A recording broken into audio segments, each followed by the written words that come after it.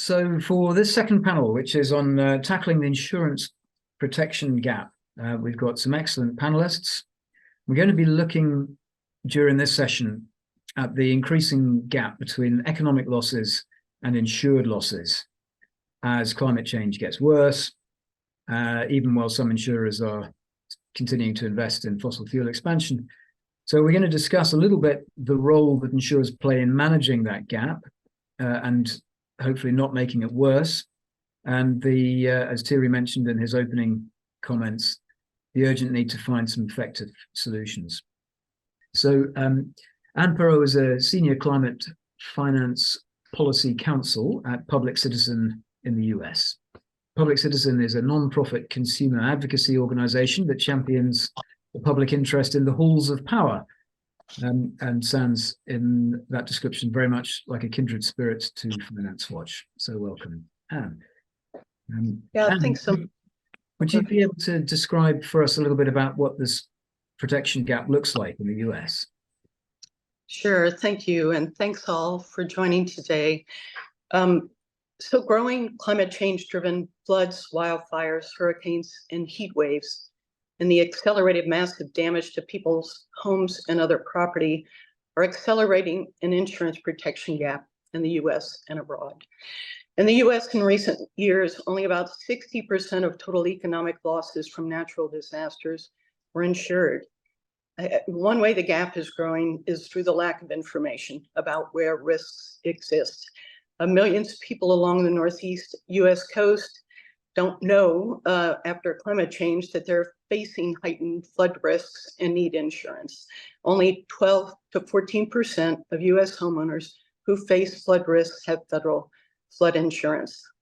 But the biggest contributor to the gap is that insurance is becoming inaccessible, both unavailable and unaffordable to people as insurers fail in or flee from climate vulnerable areas or otherwise offload risks to individuals by raising premiums, restricting coverage, or denying claims.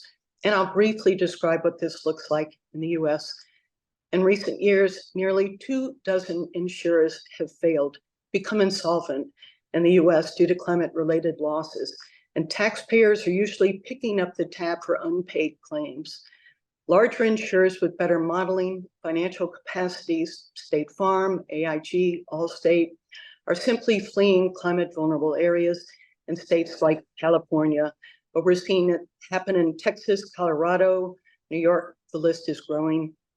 7 of the top insurers in California, for example, have left or pulled back on coverage. And it's incredibly difficult to find private property insurance in Louisiana, South Louisiana, where I'm from, after more than 50 insurers pulled out there. Many people in Louisiana, as well as California and Florida, are relying on state-run insurance programs. That's nearly 1.5 million people in Florida alone. And I'll note that most of the largest insurers, while leaving these risky areas, are still continuing to finance or underwrite the industry, creating these risks, the fossil fuel industry. When insurers do stay, they're charging more and insuring less. In the last year, there's been a double-digit increase in insurance rates in 31 states. Insurance rates and deductibles are doubling and tripling in some areas. I know folks along the Gulf Coast who were charged several thousand a few years ago for home insurance. They're now being charged $12,000 a year. Many really can't afford it. So what we're seeing is that individuals and families are making some really tough decisions. More and more people I talk to are self-insuring or going bare when they live in climate vulnerable areas. They're just simply forgoing insurance. In Louisiana, along the Mississippi, where there's massive petrochemical development, many, if not most, of the low and moderate income communities who live there are going bare. They're teetering on the edge now. When the next big climate event hits, they'll really be impacted financially. They could be wiped out financially, and we're hearing about these stories throughout the US. So we've seen insurer departures before in response to rising financial risks, but we know climate risk isn't just another financial risk because it derives from the relationship of the financial system the environmental system, turns out those systems aren't really so distinct. The risks are more permanent and more significant. So we know insurers are leaving. We know a significant percentage of assets are underinsured. The big questions: who exactly has lost insurance? What's coverage like for those who still have it? What's it like for the most marginalized? Remarkably, we don't know. Regulators don't know. It's worrying that in the US, we don't have answers to those questions. It's worrying not only because of threats to the individuals, but threats to the local economies that could be undermined by this. And also because the various ways the protection gap threatens financial stability. And at the biggest picture level, these financial stability threats could materialize as risk flows from insurers to consumers, to creditors, into other financial entities through our interconnected financial system. And I'd glad to discuss that more during the question and answer period. So turn it back to you. Thanks so much. And that was brilliant. Thank you very much for setting the scene for us. I'd like now to introduce Stephanie Schmeltz, who's the Deputy Director of the Federal Insurance Office, the FIO, part of the US Department of the Treasury. Stephanie, tell us, what is your view from the FIO on this topic? Thank you, Greg. It's a pleasure to be here with you virtually today. Insurance is regulated at the state level in the United States, but I do want to provide some context for what we're seeing at the US federal level. To start, just for those of you who are not familiar with the Federal Insurance Office, or FIO, we were created within Treasury in the wake of the 2008 financial crisis to, among other things, monitor all aspects of the US insurance industry. Work on climate-related financial risk in the insurance sector is a top priority for FIO, the US Treasury Department, and for the Biden-Harris administration. In our view, addressing the impacts of climate change and protection gaps should remain a top priority for the US and global insurance industry and supervisory community. As Anne noted, climate change is making it increasingly difficult for homeowners and consumers to find available and affordable insurance. Anne mentioned that there's only 60% of economic losses that are covered. That's $165 billion from climate-related disasters in the United States, of which 60% are covered. This protection gap may indicate that Americans are facing challenges in finding available and affordable insurance in their area, as Anne described, and that homeowners who can't find insurance are increasingly turning towards residual markets, which are insurers of last resort, where insurance can be more expensive and provide less coverage than in the private markets.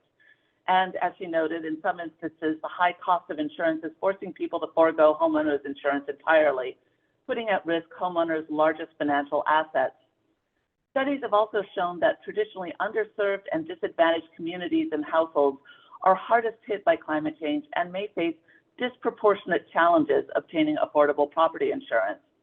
About half of homeowners that don't purchase property insurance have household incomes of less than $40,000 per year. So we've talked about the problem. What are the solutions? Well, one is, in order to properly address the issues and of insurance affordability and availability and protection gaps that come with those issues, we need to know the scope of the problem quantifiably, not just anecdotally. FIO has released a proposal on a potential insurer data collection for public comment last year. We've been working over the past year to carefully review the comments received and to engage with numerous stakeholders on this topic, including state insurance regulators, the NAIC, consumer advocates, insurers, reinsurers, and others. Earlier this month, FIO published a revised and more streamlined proposal to facilitate a more effective implementation of the proposed data collection. The changes to the proposal are intended to reduce the collection burden on insurers, particularly smaller insurance groups, while still gathering sufficient data to help establish a granular national baseline for analysis at a zip code level. The revised request would seek U.S. nationwide data from those insurance providers that write 1% or more of the U.S. homeowners insurance market and that collectively underwrite about 70% of homeowners premiums written nationwide throughout the United States. FIO would be asking these insurers to provide information for 7 data fields about policies, premiums, claims, and losses, at a zip code level for 6 years between 2017 and 2022. While the data collection won't address protection gaps directly, it would allow FIO and others to understand where insurance costs and coverage are creating issues in insurance markets and improve our understanding of these issues. I look forward to your questions. Thanks very much, Stephanie. We'll come back to you with some more questions in a little while. I'd like to now introduce our next speaker, Hannah van Hoorden. Hannah is Hannah is the head of supervisory practices and operations at the International Association of Insurance Supervisors, IAS, if I pronounced that correctly, where among many other things, a variety of hats, she also works on supervisory practices in key strategic areas, including climate risk. IAS has this month published a report on the role of insurance supervisors in addressing natural catastrophe protection gaps, and that makes it a very timely publication for this event. So, Hannah, could you tell us what are some of the main outcomes from that report? Yes, thank you so much, Greg, for the introduction. And indeed, this is a very, very timely event. So I'm very happy to talk about the report and give a bit of an introduction on that. But before I delve into the report itself, firstly, let me say a few words about the IAIS. I know it's difficult to pronounce our acronym. Although I assume many people who are watching today will probably be familiar with the IAS and with our role, I do want to share mainly about two things that are really important and describe the IAS and define how we see our role in addressing protection gaps. So firstly, in our work, we aim to support fair, safe, and stable insurance markets, protect policyholders, and contribute to financial stability. So this relates to the mandate of our members, who are insurance regulators and supervisors, with either a prudential or a market conduct supervision mandate, or both. And sometimes our members also have a market development of a financial inclusion objective in their mandates. And our focus this year has really been on articulating how these varying supervisory mandates can relate to the topic of Nat Cat protection gaps. And secondly, we have a very wide membership, so that's also important to note when you look at the IAS work on this area. So we have more than 200 members from around 120 different countries across the globe, and from all different regions, and a large part of these members, around 40% or so, are from emerging markets or developing economies. And the issue, of course, of addressing Nat Cat protection gaps is particularly relevant for members in these countries. Against this backdrop, the issue of Nat Cat protection gaps has this year become a key priority for us at the IAIS. We all know that insurance is key in building resilience to natural disasters, but of course, as the topic of today is, we know that protection gaps are increasing with climate change. And this may challenge the insurability, affordability of coverage, as Anne also highlighted very clearly in the US case. The impact of increasing Nat Cat events is being felt across our membership. Just this year, we have seen a devastating earthquake in Turkey, in Syria, and Morocco, flooding in Slovenia, wildfires across North America, and so on and so on. The perils are different, but the imperative to act is there across our whole membership. So in response this year, we established a task force to look at Nat Cat protection gaps. And the first output of that task force was to issue a statement in April this year, which sets out the commitment of the IAS to work on this topic, and already gave a sneak peek into the rest of the work for this year. And then, as you mentioned, Greg, just a couple of weeks ago, we finalized our first major deliverable when we published a report on the role of supervisors in addressing protection gaps. The report outlines, first of all, why protection gaps matter for insurance supervisors, relating to the different mandates of protecting policyholders, so more microprudential mandates, financial stability mandate, and market conduct, so the fair treatment of customers. And it presented also a range of possible supervisory actions to address Nat Cat protection gaps. And these are actions already being undertaken by our members based on an area, rich database of examples, but also examples where maybe not so much action is being undertaken yet, but we see opportunities for that. We came up with a list of 5 different actions that supervisors can take. I won't go into detail too much on each of those 5, but I'm happy to go into a bit more, give a bit more examples later on if helpful. So first of all, as for any risk, you need to assess what the actual gap is. You need to assess which perils are relevant. You need to have the data. You need to maybe do scenario analysis, etc. Secondly, it's important for supervisors to help enhance consumer financial literacy, risk awareness. So that's about setting expectations for insurance on how to engage with consumers, for instance. And also you need to look at incentivizing risk prevention, fostering and enabling a regulatory and supervisory environment to support insurance availability and uptake of coverage. So this relates, for instance, to supporting innovative products, parametric insurance, microinsurance, maybe possibly looking at regulatory sandboxes. Finally, advising government and industry on financial inclusion and addressing protection gaps is another important element. This includes also the role of supervisors in helping setting up PPP, so public-private partnerships. The report also recognizes that approaches to narrowing protection gaps will differ depending on the country and depending on the insurance market. But an underlying message that we are looking for is to convey that regardless of the mandate of a supervisor, they all have either explicitly or implicitly a basis for action on addressing protection gaps. Let me stop there. Thank you. That's fantastic, Hannah. That's real meat that we can get into on the next round of questions. Thank you very much. So I'd like to hand over now to Olav Jones. Olav is Deputy Director General at Insurance Europe, the trade body which represents the European insurance industry. Olav, Anne described a little bit how some people don't feel they need insurance, but actually, that could be a marketing opportunity for the insurance industry. But there are others who just can't get it because it's not being made available or it's too expensive. How would you say the insurance industry sees that part of the problem, and what is the industry doing to address that gap? Thanks, Greg, and thanks very much for the opportunity to join in this discussion, which is a really an important one. I mean, climate change and the protection gaps that are already there and will unfortunately grow bigger unless action is taken is really key for us to discuss.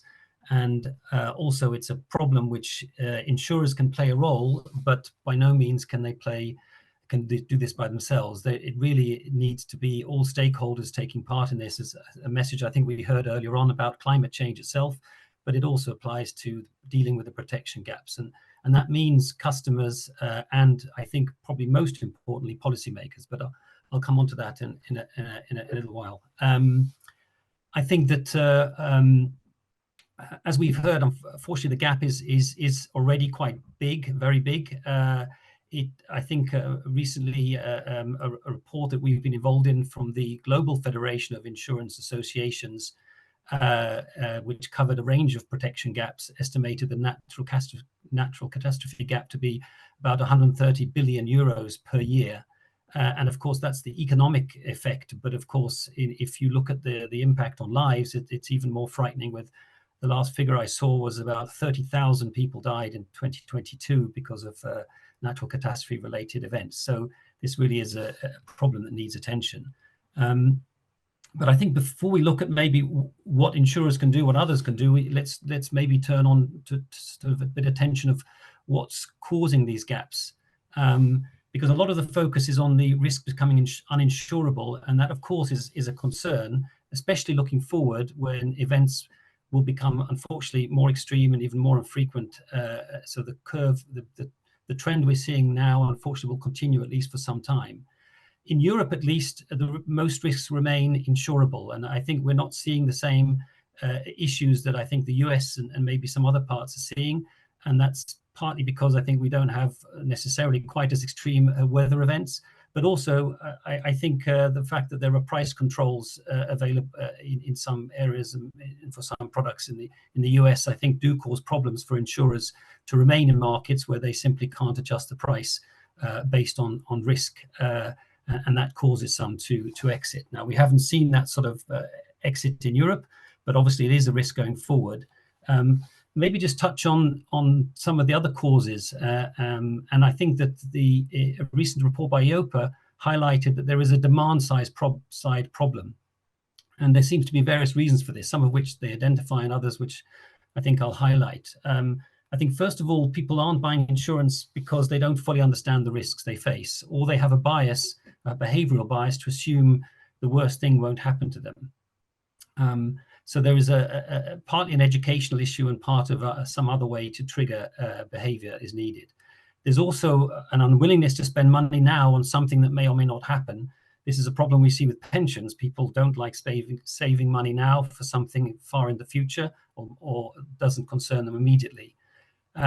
That's compounded by an assumption, or maybe I should say hope, that governments will pay if something bad happens. And so people again think, I won't buy now because I'll rely on the governments. And that is not necessarily going to come forth. And even if it does, we don't think it's the efficient way for managing the payouts in the case of an event. Interestingly, EIOPA also found that some people think the insurance actually costs more than it really does. So that's obviously something that the insurance companies need to make sure is information out there, so that the cost is not overestimated. There's also maybe an understanding and misunderstanding in some cases about what the policies cover and what they don't cover. So again, that is something insurers can do. And finally, of course, there are the cost of living pressures, where some find it hard to find the money in their limited budgets. And of course, there are some cases where the policies may simply be too expensive. But we've heard that the cost of the claims and the events are growing at a very significant rate. I read one study that said that the long-term average of the last, say, 10 years, I think, has been about 100 billion in total. Well, let's go back to Anne now. And you set a very clear and slightly scary picture about the protection gap. And then you mentioned that there could be financial stability risks as well, as that flows through to consumers and to other financial entities. Could you maybe say a few words about that financial stability impact? Sure. I mean, I can think of at least three ways, Greg. One is that the growing insurance protection gap is heightening the housing bubble that's become apparent in recent years in the US due to climate change. So homes are overvalued by hundreds of billions of dollars, and mortgages that were looking risky previously due to climate risk are now even more clearly subprime, as the key risk mitigant, insurance, becomes unavailable. So when consumers start defaulting on their home mortgage loans, it could cascade through the system, hitting lenders first, but also those holding mortgage-backed securities, investing in mortgage-backed securities, similar to the 2008 crisis. Then, of course, we know those most impacted are low, moderate income communities, communities of color. We really need to research how this climate risk heightened inequality could threaten financial stability. And then finally, as insurance becomes inaccessible, areas become uninhabitable, prompting migrations to new areas with a host of challenges for which economic and financial implications are unclear. So we'll see strains on resources, social cohesion, and security, all of which could threaten financial stability. I'm sure that's just a beginning list, but I thought I'd start with that one. Thanks. Thank you, Anne. I think it's very useful to tease out those financial stability risks, and maybe that's something that Stephanie might want to comment on. But Stephanie, I have a specific question for you now, which is focused on the solutions. Hannah said a few things about solutions. How do you see the solutions for making insurance more available and more affordable? Thank you for the question. I think part of the solutions is, at least in the U.S. with our state-based system of insurance regulation, some are very much state-based solutions that I can discuss in detail separately, in particular in connection with recommendations we made in FIO's climate report. But I would also say at the outset that the challenges around availability and affordability of insurance can't be addressed by state insurance regulation alone. They require mitigation and resilience investments by the federal and state government and the private sector. because the most effective actions really may be those taken before disaster strikes that can reduce communities and homeowners' risk from climate-related impacts, and in turn may help lower insurance premiums if insurers pass along their savings. I would note that the Biden-Harris administration is making historic investments through the Bipartisan Infrastructure Law and Inflation Reduction Act to dedicate more than $50 billion to advance climate resilient strategies in every community in America. The national initiative to advance building codes further reinforces the administration's efforts to meaningfully increase resilience to climate change. And this September, the administration released the National Climate Resilience Framework to guide and align climate resilience investments and activities by the federal government and its partners. I'd also note that FIO supports pre-disaster mitigation through our participation in the Mitigation Framework Leadership Group, which is a coordination framework for federal and state, local, and tribal and territorial authorities. Multiple state insurance regulators have also prioritized mitigation resilience, including through incentive programs for property owners that have undertaken disaster mitigation measures. And of course, insurers can encourage pre-disaster mitigation efforts by discounting premiums for more resilient properties. Investments that reduce climate risk and strengthen climate resilience may create a more attractive marketplace for insurers. At the same time, discounted insurance premiums can encourage resilience investments. All of these investments can reduce the risk from climate-related impacts, which could help reduce protection gaps by decreasing economic losses. Thank you very much. Thanks, Stephanie. Olaf, just before we come back to you to complete your statements from before, I'd just like to give Hannah a chance to comment on further on the report. The report that you mentioned that's just come out is called a call to action. And what actions has the IAIS itself planned for the coming year? Yeah, thank you, Greg. A very valid question indeed. So it's a call to actions to basically not just us, the IAS or supervisors, but more broadly, because we do acknowledge that this is a multi-stakeholder issue that also requires partnerships across public and private sectors. So we do hope that our work and the report will provide a basis for this further engagement, not just amongst and between insurance supervisors, but also with the industry, with policymakers, civil society, and other stakeholders. So we do indeed want and hope that this will be a platform for really concrete action on the topic. And there are a number of follow-on actions that we are already planning. And each of those are in together with other partners, because I think in the end, we need this cooperation and collaboration with other stakeholders. So a few examples that we are already lined up for next year is firstly work together with the OECD to give more practical guidance to policymakers and insurance supervisors on how to work together on disaster risk management. We're also partnering with the Global Shield against climate risk. So this is an initiative from the G7 and V20, so the Vulnerable 20. And we're looking at ways where insurance supervisors within those countries can be supported by the IAS, together with the Access to Insurance initiative. And thirdly, I guess to Anne's point as well, we are continuing to invest in our own data and analytical capabilities.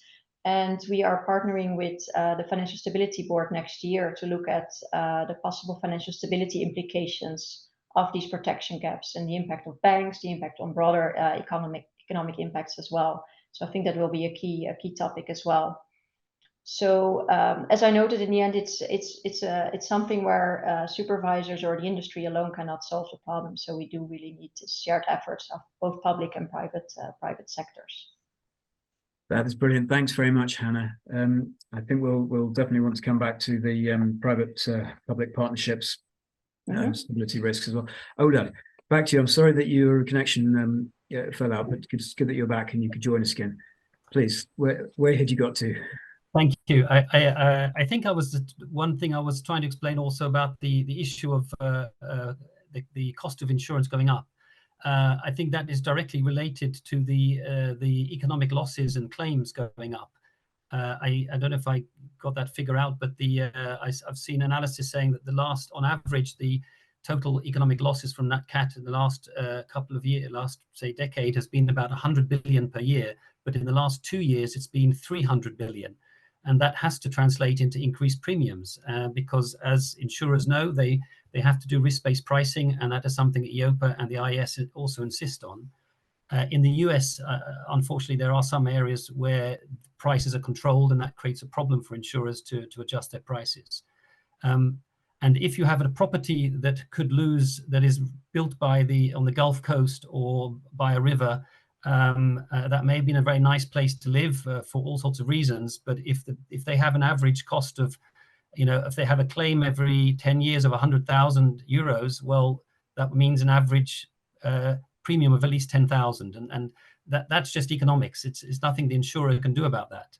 Now, in terms of what can insurers do, I think there are a range of things we can do to try to help. We can use technology and other advances to try to lower the costs and keep insurance affordable. That includes using the data and modeling to optimize the risk assessment and the cover. We can help customers to reduce risks by, for example, sending out messages to put cars where they can under cover ahead of a hailstorm, or other proactive actions that can reduce the risks, close windows, close shutters, etc. We can use parametric, or look into using parametric insurance, as was mentioned earlier. We can also use our risk expertise to advise governments and customers on how to reduce their risk in terms of planning codes and how to plant to avoid wildfires and things like that. And we can offer reductions for customers to reduce their risks and incentivize them. We can use product innovations, financial education, and of course, public-private partnerships. But without government intervention and policymaker, as was mentioned, it really won't work, because we do need those planning controls to avoid building even more in areas of risk. And unfortunately, around the world, including in Europe, we're still seeing building in risky areas. And in Germany, for example, where they had huge damage from floods, they rebuilt along the same riverbeds, which is just meaning the risk is still there and the insurability issue will remain. But maybe I'll come back if I have a bit more time on some other policy actions that are needed.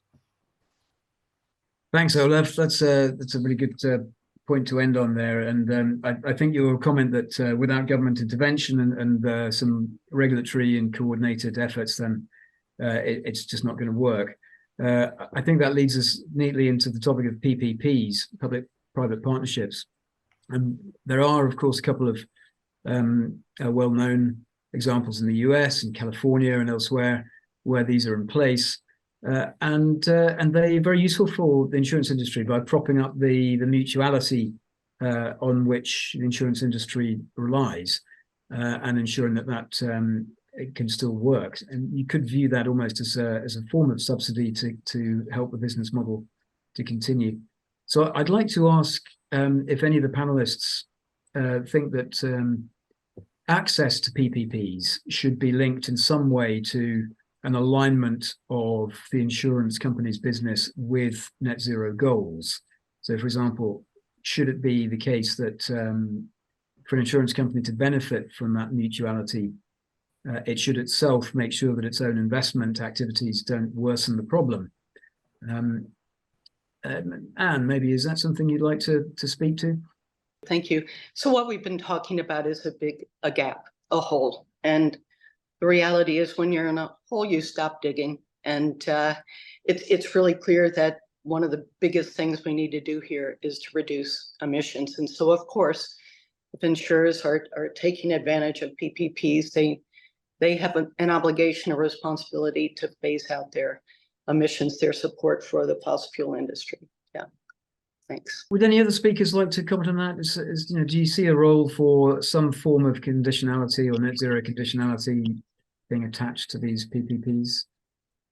Olaf, I see you put your hand up. Yeah, thank you. Well, I think if there is going to be conditionality, it would have to work both ways. I mean, I think governments would have to commit also to maybe taxing fossil fuels, maybe doing a range of other policies to reduce the risks. And I think most importantly, as I mentioned, about planning codes and reinforcing buildings, providing subsidies for people to improve their building quality and reduce risks, because without that, the problem won't go away, it'll get worse. So I think the conditionality, if anything, if the PPP is going to work, needs to be in managing those risks, because otherwise the tail end that the government's taking, which ultimately is the taxpayers taking, will just simply become unmanageable. And we're seeing already with some of these schemes, the funding that's there is simply exhausted by the level of claims. So really, I think the most important conditionality must be about making sure that policy making action is taken to reduce the exposure going forward. Thanks, Ola. Just a call out to any of our participants. If you wish to ask a question, please do drop one into the Q&A tool. We've still got a few minutes before we move on to closing statements. Just while we do that, I wondered whether Stephanie or Hannah would like to say a word about the role of international coordination. And you've mentioned a few initiatives, G7, FSB, and so on. But I mean, realistically, this is a very local issue, isn't it? If we're talking about PPPs for a particular floodplain, or if we're talking about local insurance in a local market, where are the limits to international coordination, would you say? I could start, and maybe Stephanie can correct me from more a local perspective as being an IAS member. But I would say that the specific risk, the specific perils are different for each country. And also, of course, the rules are sometimes also different in terms of if there is mandatory coverage, building rules are different, you name it. But in the end, there is a lot of commonality, both in having, we have a global standard for insurance supervision, we have the insurance core principles. So in all countries that are, like I mentioned, all the 200 members of the IAS, the basis for insurance supervision is the same. So that there are the same rules for governance, for risk management, for supervision and reporting. So in that sense, if you have that basic baseline, which is consistent across countries, that applies to any particular risk. So whether or not we're talking about protection gaps or climate risk more generally, the expectations that a supervisor should have for insurers around how to manage this risk, how to analyze also potential increases in risk, and how to set your product pricing, how to deal with your customers, how to be transparent with your customers and have clear language. All of that is embedded in our ICPs, which are basically the same across the globe. So hopefully that helps in providing kind of a global baseline. And what we also see is that we do a lot of work, not just setting standards and setting out expectations in writing, but we spend a lot of time in bringing people together. So we join regional seminars, we join regional events, but also we bring together people from across the globe, so supervisors and insurers and policymakers, where they can really share their live examples on. So the Slovenian supervisor shared recently how did they respond to the flooding in the summer. Others, Morocco shared how they responded to the earthquakes, and this sharing of information is also very valuable, and then helps to see that there actually are a lot of commonalities in the problems that you address, but also how you can overcome those. Thanks, Hannah. We've actually got a question from the audience also for you, which is whether you could provide a few more details about the FSB protection gap work. What is the scope? Who are the key players in the work stream? And possibly the most interesting question for participants, will there be opportunities for stakeholder engagement? Yes, so very good to hear the interest. So that is something where the FSB, they have a work stream, they have various work streams on climate risk, and one of them is related to assessing vulnerabilities within the system. So they look at banks, at insurance companies, and investment companies. And they have started work earlier this year, I think, or last year, on trying to define what are the initial ways or like metrics to look at for climate risk metrics.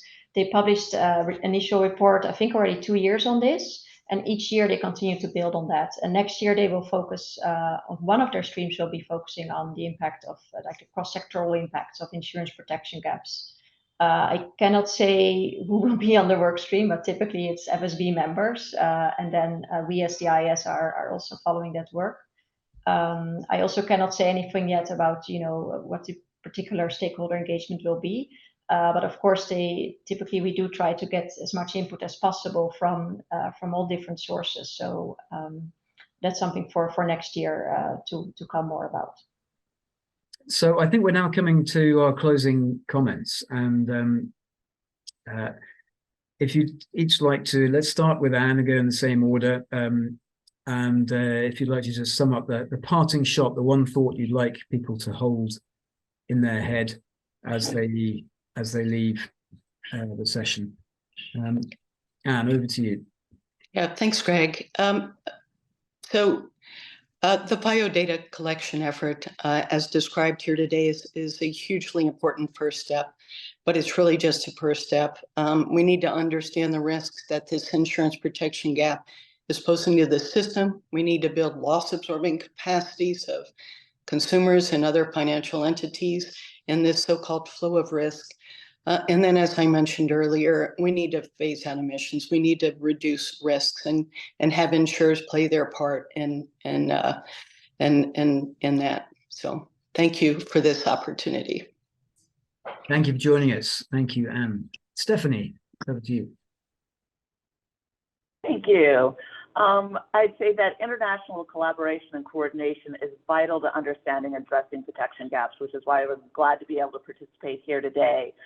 In terms of understanding what's happening in the U.S. and what's going on with state-based regulation and what recommendations there are that could help, I would actually refer participants to the report FIO issued in June on issues and gaps in the supervision and regulation of insurers in the United States. And I'd also, as a final note, that the proposed data collection is currently out for public comment and final approval.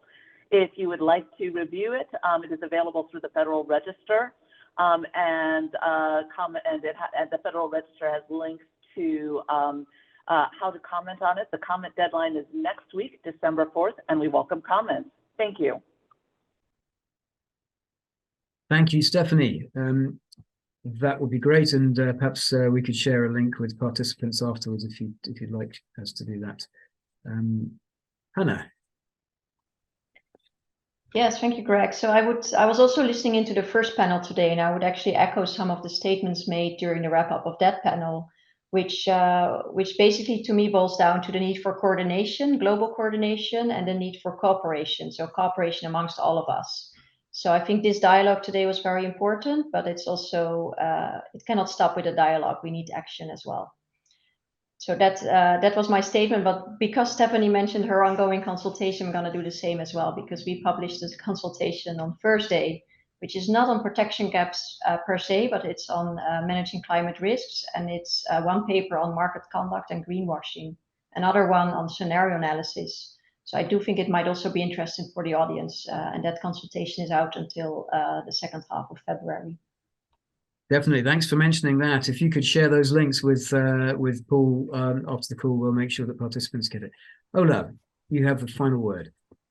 Thank you. Well, I think it's definitely worth mentioning that indeed the starting point of all this is reducing GHG emissions and limiting the global warming, and insurers and all stakeholders play a key role. And we're very supportive of all companies having to have a mandatory transition plan, because we see that as a foundation for achieving that, including, as I said, insurers, but that's really a cross-sectorial requirement. So we see that as part of the CSDDD, and we support that. But maybe just to finish off, just to mention two other things we think policymakers can do that can also help. I think they really need to make sure everyone has access to information about their local risks.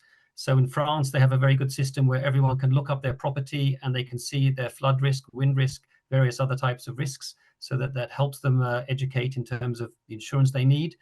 And the other thing that we need in all this, there's often a lot of emphasis on insurers reducing premiums to encourage and incentivize improvements in buildings, but that's actually quite complicated to make work, because how do you inspect the building to ensure everyone's done the right thing, and how do you to make sure that works? And that inspection can cost more than the savings. So there you need things like resilient building standards, which exist in the US, and I think that's maybe an element that, again, the policymakers need to look for in Europe. We may need some sort of resilient building standards to help all of those systems with reductions in premiums work. Fantastic. It was really interesting ideas to close on. Thanks very much, Olaf. And thank you to all the panelists for the second panel and also for the first panel for two really interesting conversations. And with that, I will close this panel and hand over to Thierry Philippona for the closing remarks. Thank you, Greg. Thank you. Well, it's been really inspiring. A lot of food for thought. I really thoroughly enjoyed it. I would say that we have heard today what I would qualify as the start of the solution. It's only the start, and it's normal because it's a big problem.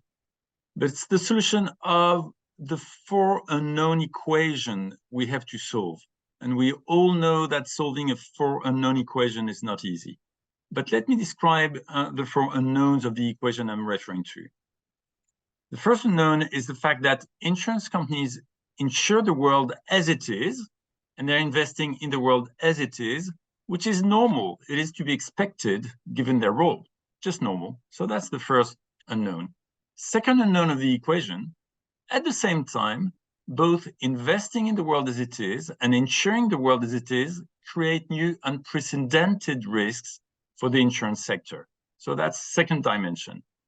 The third dimension, the third unknown, is that insuring a world reaching catastrophic level may become very challenging for the insurance industry. This is protection gap, gap issue, which we just discussed. And the fourth unknown is that insurance activity contributes to feeding the planet's climate change woes as an enabler of the economy. Let me be very clear. There's absolutely no judgment in this statement. This is just a fact. It is in the nature of financial services to enable the economy. So just looking at facts as they are. Obviously, solving this equation is a big challenge, and we must collectively reconcile all those challenges that the insurance industry is facing because of climate change. This is not only the insurance industry's problem, this is society's problem. As I said in my opening remarks, society needs insurance. We cannot run our societies without insurance. In that context, one last point I would like to make to conclude the webinar is that the complexity of the situation will have to be recognized when public-private partnerships aiming at bridging the insurance protection gap are discussed. In particular, certainly in Finance Watch's view, one would not want society to provide a safety net to economic actors that would benefit from a downside protection on the risk they're contributing to feed. I'm not saying that this is an easy question to solve. I would only argue that society cannot not also look into this dimension of the equation. Olaf made a very, very important point, which I very much share, when he mentioned also the importance of policy action. Policy action is absolutely indispensable. I could not agree more with that statement.